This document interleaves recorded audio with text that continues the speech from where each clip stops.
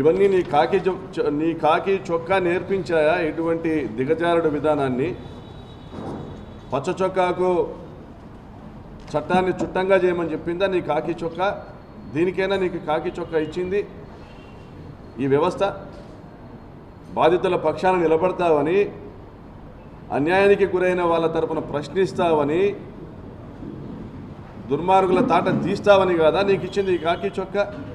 మరి నీ వ్యక్తిగత స్వార్థం కోసము, నీ లాభాపేక్ష కోసం కాదా రామగిరి మండలంలో శాంతి భద్రతలను తాకట్టు పెట్టింది? మరి ఈరోజు నీ ఒక్కడి వల్ల రాష్ట్రంలోని పోలీసులందరూ తలదించుకునేటువంటి పరిస్థితి తీసుకొచ్చింది నువ్వు కాదా?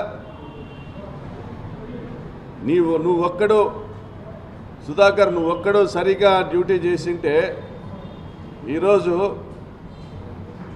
ఆ హత్యకు ముందు జరిగినటువంటి సంఘటనలు కూడా దీనికి కారణం కాదా?